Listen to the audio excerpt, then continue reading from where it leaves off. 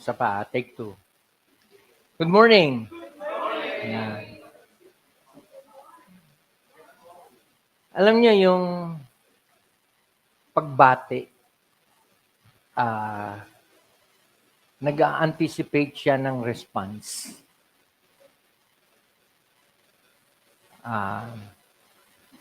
When I say response, sa Tagalog, ano ba yung response? Sagot. Kapag binati ka ng good morning, lalo na kung medyo masaya yung pagkakabati, nararapat lang na suklian siya ng masayang pagsagot. Tama? So, take three. Good morning.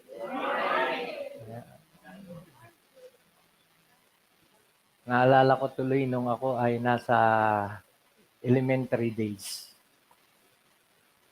Tuwing papasok yung guro, may routine ang pagsagot ng mga bata. Tama? Of course, hindi tayo bata. Pero bakit ko nire-recall yung mga ganong panahon? Kasi kadalasan sa greeting na nagigising ang ating diwa. Tama? Kung halimbawa, nandiyan ka na, nakaupo ka, pero ang isip mo nasa kung saan pa, yung greetings ang isang way para ikaw ay para makuha yung iyong attention,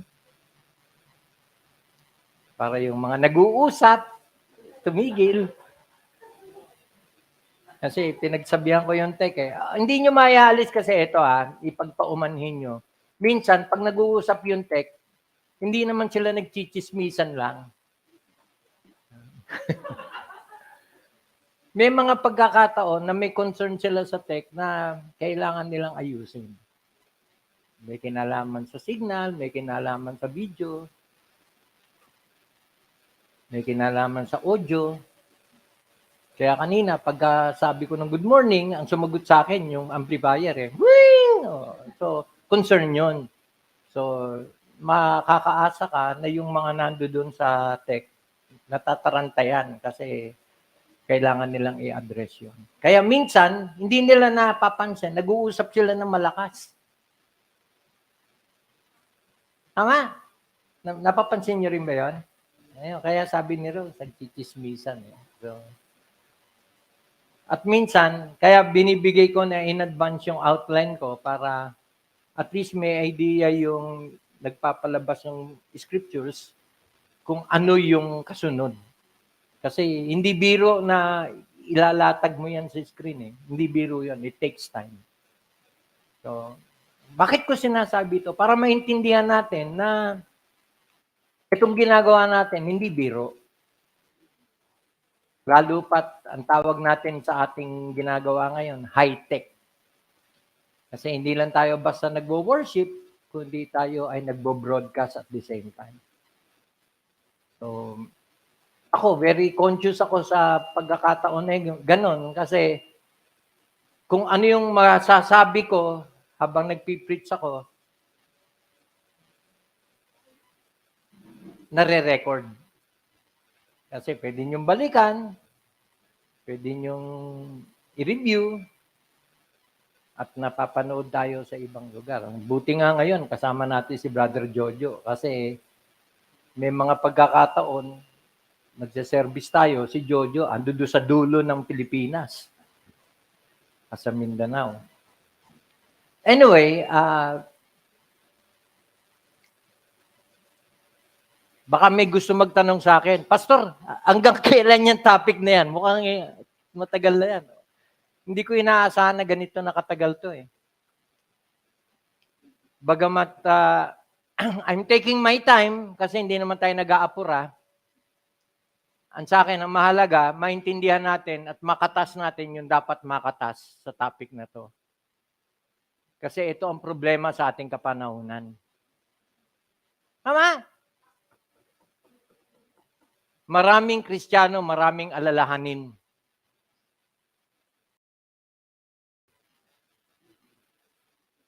Tama? Kaya nagsimula tayo sa Hebrews 12, yung kabigatan na dapat bitawan. Marami tayong binibitbit sa buhay na hindi naman natin dapat bitbitin. Tama? Medyo tango-tango kayo, kahit hindi sumagot yung bibig, medyo tango-tango lang. Ibig sabihin, nagkakaintindihan tayo. Ngayon, pagka ang tagal-tagal na, hindi ka tumatango, at tapos nakatingin ka sa akin na ganyan, alam ko na. Tama ba? Medyo namimiss ko na nga yung kalbitimi katabi mo. Namimiss ko na yan eh. Pero every time meron tayong mga ganong eksena, every time na may preaching, alam niyo na ang nais kong mangyari. Nais ko na bawat isa talagang yung isip natin, yung pakinig natin, yung damdamin natin ay nakapako, nakatuon sa pinag-aaralan natin. Amen ba? So ito na tayo ngayon. The cure to double-mindedness. In the past studies, medyo nagtagal tayo rito kasi once a month lang ako eh. Tama? Kaya matagal. Once a month lang. Pero ito naman yung ginagarantiya ko na every time na mauupo ako rito at ako mangangaral, talagang sinasagad ko na yung mga dapat maidagdag, yung mga dapat na maiayos. Kaya makakahasa kayo hanggang katapusan, makikita nyo, balikan ko yung mga nauna kasi may mga karagdagan ako. So, katulad nito, the cure to double-mindedness. Ano yung kauna-unahang cure para ang isang tao wag mag-double mind? Okay. Ayun. Anong ibig natin sabihin ng brokenness?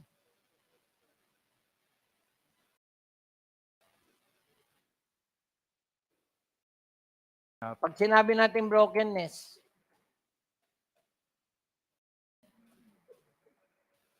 ano yung word na idinidikit ko sa brokenness?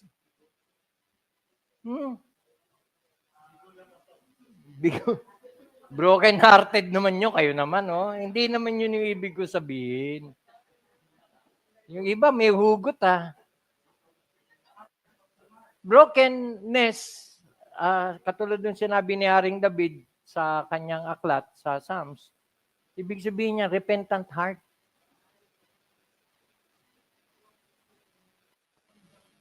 Opposite ng brokenness, yung hard-heartedness.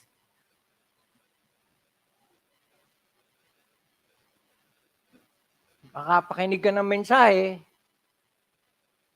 yung puso mo, namumuhay sa kasalanan, naninigas sa kasalanan, every time nakakapakinig tayo, dinudurog ng Lord yung puso natin.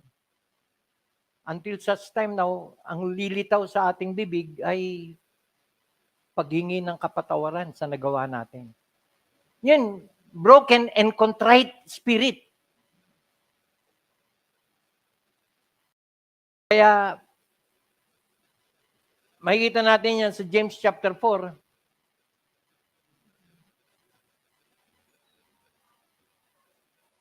He giveth more grace. Doon sa mga double-minded, yung mga busy sa mga bagay-bagay ng mundo, busy sa kalayawan ng katawan. Yung unang talata natin, nagsasabi na He giveth more grace. Alam niyo, sa akin, ang dating niyan, He gives more chance. Kaya every time nakakapakinig tayo, makakaasa ka, this is another chance na kung hindi mo pa nagawa, gawin mo na. He giveth more grace. Why? Because He resisteth the proud, but giveth grace to the humble. Sino yung proud? Yung sabi niya, ayoko, wala akong pakialam sa akin. Yun yung proud. The fool has said in his heart, no. No. Naalala ko si Riley, pagpapatulugin ko ng tanghali, Oh, let's sleep ha. Let's sleep together. No, you sleep alone. Halika, let's sleep. No! Naalala ko tuloy yung the fool has said in his heart. Ba't ganun ano? Habang bata ka, ayaw mo matulog. Pag tumatanda ka, gusto mo matulog. Di ba? And yet, pag pinatulog mo bata, para kanino mo ginagawa yon? Of course, minsan, style ng mga magulang yan para makagawa siya ng dapat niyang gawin. Di ba? Kasi malilibre ka sa pag-aalaga. So, patulugin mo. Pero may mga bata, pag pinatutulog mo, sama ng loob. No! Sleep alone! Parang sinasabi niya, gusto mo matulog, di matulog ko mag-isa. Nandadamay ka pa. Pero that is what it means to be broken. Kasi tingnan nyo, He giveth grace. Underline the word to the humble. Alam nyo bakit kailangan i-break tayo ng Lord? Kasi yung brokenness is the way to humbleness. Malibang ma-break tayo, hindi tayo magiging humble. Hambog tayo sa harap ng Diyos. Tama? Ang dami natin mga pinagmamalaki.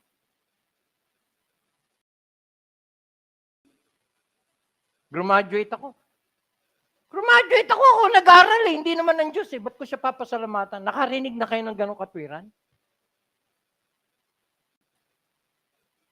Pasalamat ka sa magulang. Ba't ako papasalamat? Ako nag-aral. Di naman sila. Ay sila nagpa-aral eh. Ano? Nakarinig na kayo ng ganong katwiran? May ganun ba? Alam niyo kung may ganun sa physical, sa human, may ganun din pagdating sa spiritual. May mga tao na buong pagmamalaki, nakaraos, naging maalwan yung buhay, and yet hindi makuha magpasalamat sa Diyos. Kaya sometimes, kailangan silang i-break ng Lord. Amen? So, ba't binabalikan ko to? Kasi unless we are broken, hindi tayo mawawala sa double-mindedness.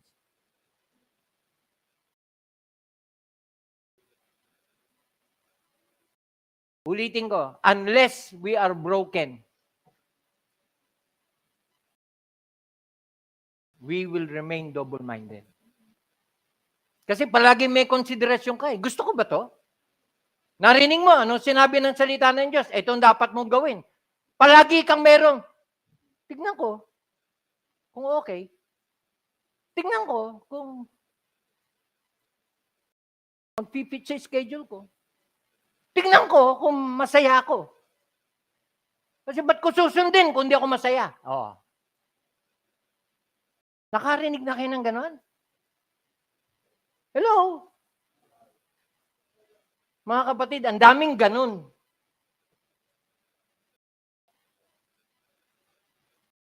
Kaya pagdating sa pagsaserve sa Lord, tignan ko kung kaya ng schedule ko. Tignan ko kung magugustuhan ko. May mga nangangatwiran pa nga. Ba't ako a-attend dyan? Walang ginawa dyan, kundi sermonan ako. Makikinig ako, palagi na lang ako tinatamaan. Yung pastor dyan, walang ginawa, kundi targetin ako. Alam niyo, ito, kinocode ko to, hindi dahil sa galing sa akin, hindi. Kasi mismo daddy ko ang naringgan ko nito. Galit siya sa pastor ko, sabi niya, ba't yung pastor mo, nakikialam ng buhay na may buhay? Sabi ko, Dad, hindi naman binanggit yung pangalan mo. Hindi, ako yun eh. Nakarinig na kayo ng ganon? Ito, baguhin ko yung tanong. Ganon ba tayo?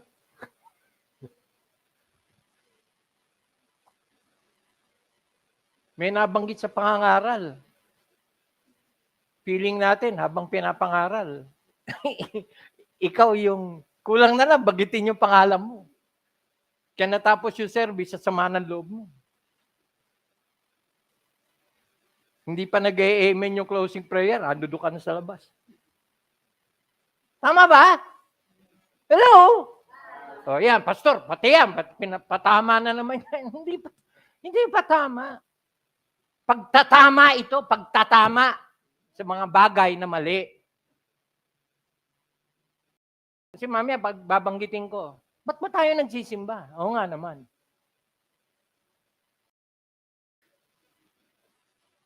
Ba't ba tayo nandirito? Ba't ba nandiyan at nakaupo? Lahat namang ipagawa sa atin, mag-aawitan tayo, mananalangin tayo, tatayo ka, uupo ka. Ang hindi lang natin ginagawa, yung ginagawa ng Katoliko, luluhod. Hindi tayo lumuluhod eh. O, kasi wala luhuran eh. Sa Katoliko kasi, kutsyon yung linuluhod. Pero again, bakit nga ba tayo nandirito? Ayan. Bakit ko ine-emphasize to? Kasi yun yung isa sa napakahalagang bagay na ginagawa ng isang tunay na Kristiyano. Nandito tayo para sumamba.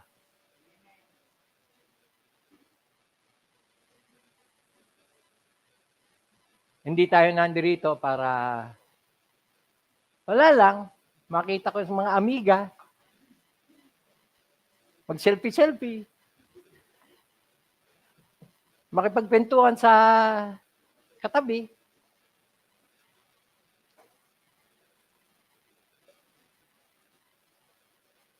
Every time nakakapakinig tayo, makakaasa ka, may pinapagawa sa atin ang Panginoon.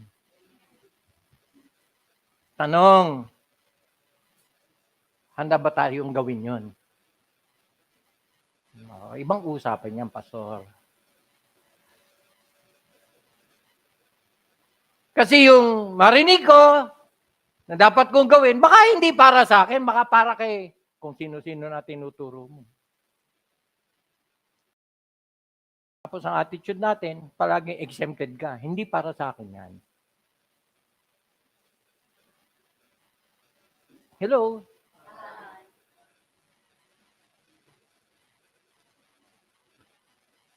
Kaya kaya iwas mo, every time may pangangaral, tatamaan ka. Kasi bakit? Wala kang itinama eh. Lahat na lang ng pangangaral, bullseye ka. Bakit? Kasi makakaasa ka, pag may mali sa puso, mali ka na. Tama?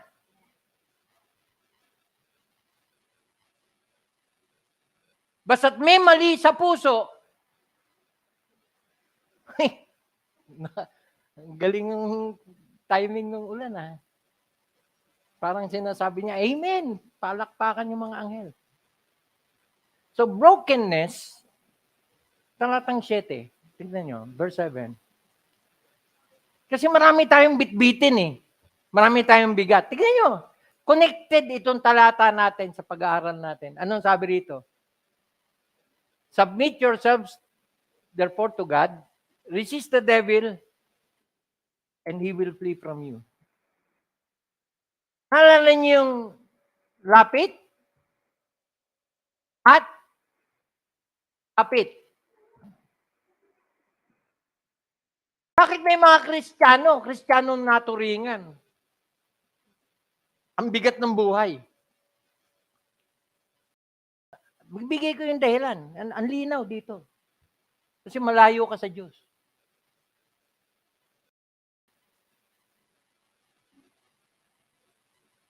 Kung kanino ka malapit, hindi ko alam. Ang linaw na sinasabi rito gusto nyong mapalapit sa Diyos, lumapit ka, ayun.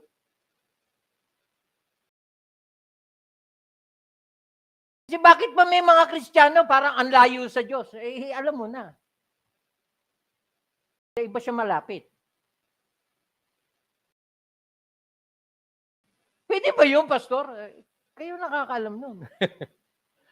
Pwede ba tayong maging malapit sa ibang bagay?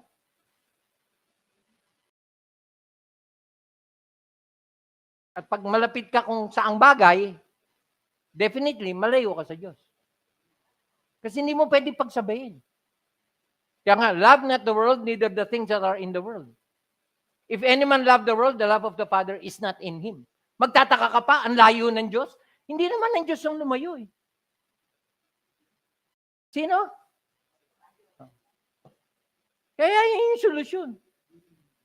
Draw nigh. Balik. Lapit. May mga Kristiyano, pag pinaalalahanan mo, magugulat pa. Ay, oo nga, no? Layo ko na sa Diyos. Kailan na nga ba yung huling pagsisimba ko? Ayan na. Kailan na nga ba yung huling pag-aaral ko ng salita ng Diyos? Kaya yung gabi-gabi tayo nagba-Bible study, kung nakaugalian nyo na naggabi-gabi sumasali, isang paraan yun sa paglapit sa Diyos. Kaya yung nagtatanong sa sarili, kailan nga ba yung last na sali ko? Naturingan gabi-gabi na tayo. Kung kailan gabi-gabi na, doon ka nawala. Draw na yan to God. And, ano sabi? He will draw na yan to you. Ito ang minsan na katwiran ng mga napalayo sa Diyos. Nakakayanan lumapit. Ang linaw.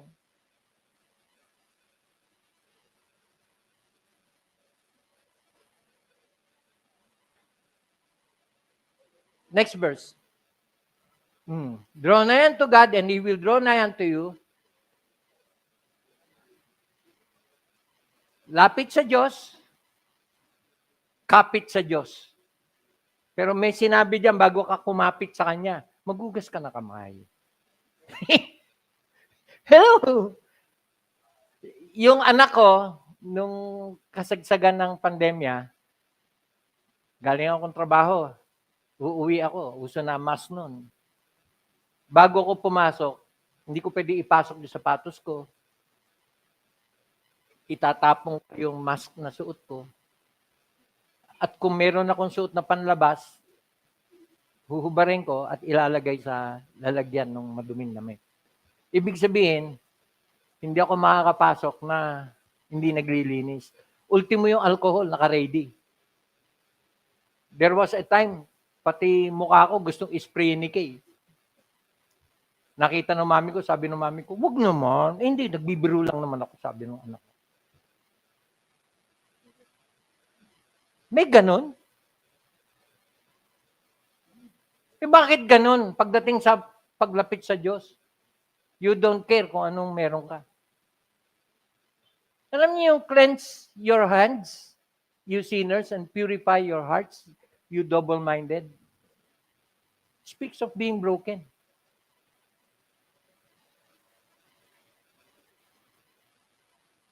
Brokenness. He giveth more grace to the humble.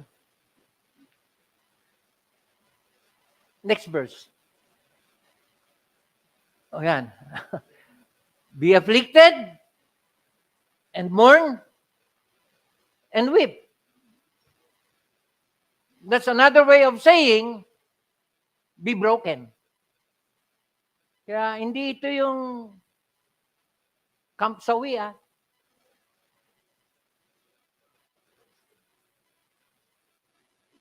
Kasi paano ba ako makakapag-cleanse?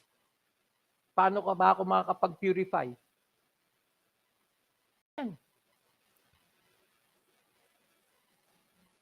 Be afflicted, mourn, and weep. Maligaya ka sa kasalanan, o pues, sabi rito, let your laughter be turned to mourning and your joy to heaviness. Alam niyo, kung tunay na Kristiyano ang isang tao, bagamat nakakapagbigay ng temporary pleasure ang kasalanan, pero malibang maranasan natin yung true repentance, hindi tayo magbabago.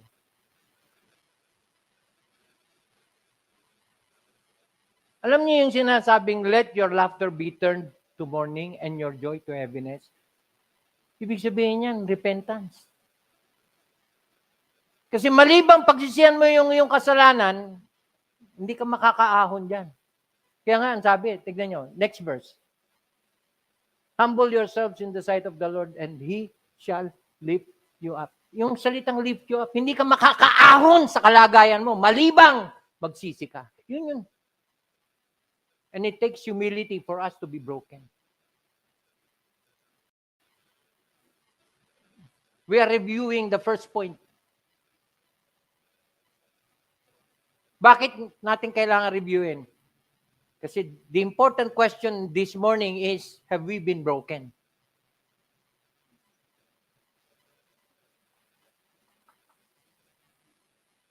Second, ito yung natalakay natin nung nakaraan. Second, what's the cure to double-mindedness?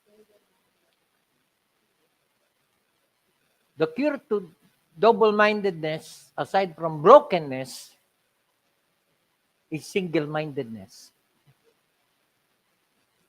Tuwan-tuwa ako. In this study, tuwan-tuwa ako kasi na-maximize natin yung pag-aaral concerning the one thing. Nalala niyo yun? At ang pinaka sikat sa akin na verse dito is Psalm 27 verse 4.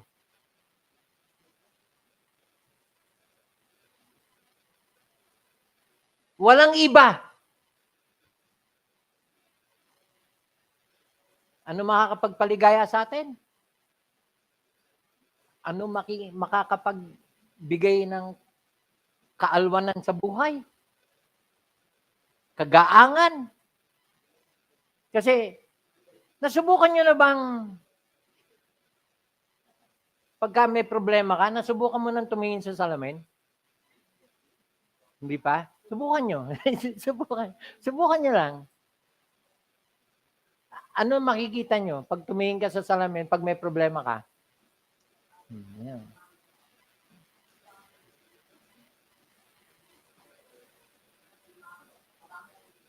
Ano? Bangot? Oh, si Mangot. Ano ka? Pagpasan mo mundo, ang tawag siya si Aling Simang.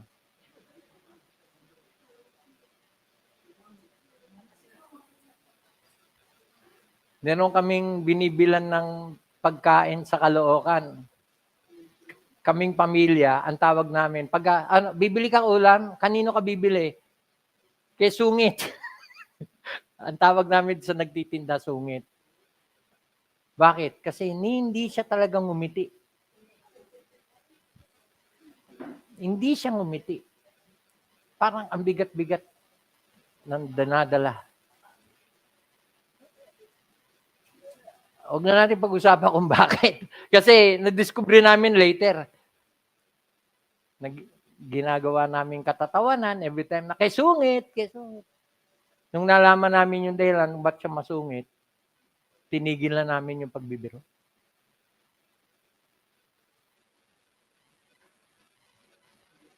We were broken. Uy, huwag mo nang ganunin si Sunod na diniscover namin, anong tunay niyang pangalan para wag nasungit. Pero may dahilan kung ba't siya masungit.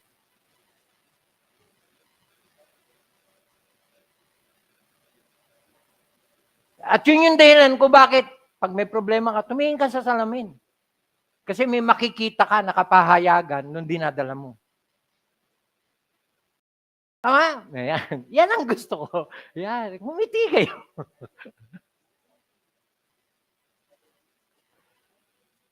Single-mindedness. Psalm 27 verse 4.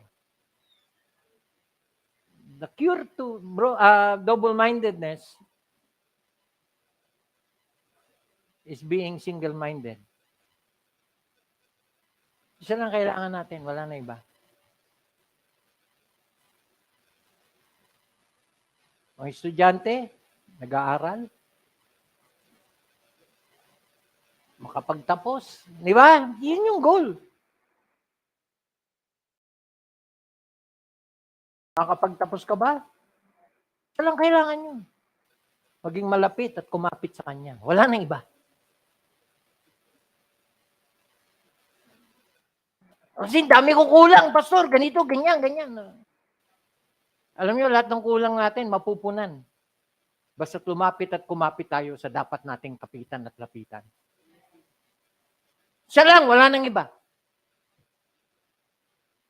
Kaya yung iba, ang bigat ng problema kasi ang daming mga kailangan, ang daming gustong lapitan. And every time lumalapit sila, nabibigo. Tama? Kasi it is vain to trust in man. Hindi ko sinasabing huwag kang magtiwala. Pero kung meron man tayong dapat pagtiwalaan, dapat siya lang, wala nang iba. Single-mindedness. Psalm 27 verse 4. One thing have I desired of the Lord, that will I seek after. Now take note. Mauulit itong mga talatang ito sa ibang paraan as we look at other scriptures. That I may dwell in the house of the Lord all the days of my life, and behold the beauty of the Lord, and to inquire in His temple. Alam niyo kung kailan mangyayari ito? Mangyayari ito in its entirety sa eternity. Hindi ka naaalis sa tahanan ng Diyos. Wala kang ibang makikita kundi ang mukha niya. At ang sabi diyan, wala kang ibang hinahanap kundi siya lang. Are you following me? Tanong, mangyayari yan in the future. Pero yung ba hinahangad natin ngayon? Alam niyo, pumapasok sa isip ko, pag narinig ko yung salitang seek, Matthew 5:16, seek ye first the kingdom of God and His righteousness. All these things shall be added unto you. Alam niyo kung kailan mangyayari yun? Yung all these things shall be added unto you. Alam niyo kung kailan yung fullness, yung completion na mangyayari yun? Eternity. Pag ando doon na tayo. Wala tayong bagay na hindi ipoprovide ng Lord. Lahat ng kailangan natin provided. Hello?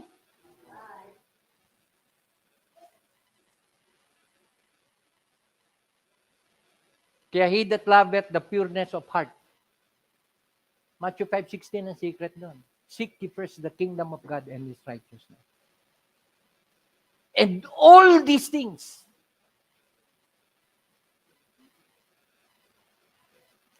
Madalas problema ng tao, pera. Buti pa ang pera, may tao. Ang tao, way pera. Tama.